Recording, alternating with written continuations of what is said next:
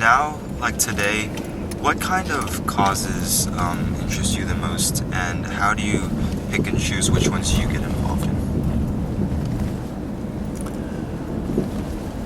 Well, I think the overriding issue of our day, the existential issue of our day, is climate change. It's climate change. I think it will change life on Earth as we know it if we don't deal with it effectively. And I have a pretty troubled feeling about the probabilities that we'll do what we need to do before we really get affected in a quasi-crisis kind of way, but hopefully do better than I think may be the case.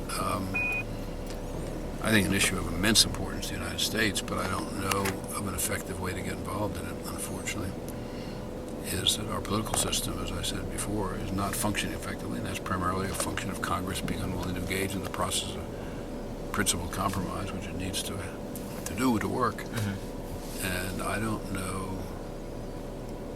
I believe, though I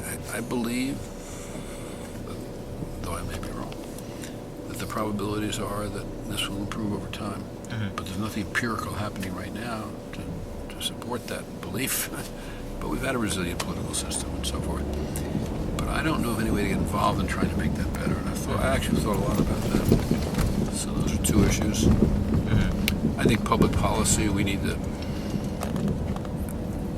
get a policy agenda in place that promotes growth, mm-hmm. because otherwise you're not going to have increasing wages and you're not going to combat poverty effectively. Those should be two major objectives of economic policy. So we need growth. Growth's not sufficient, but it certainly is necessary. And that means taking on a lot of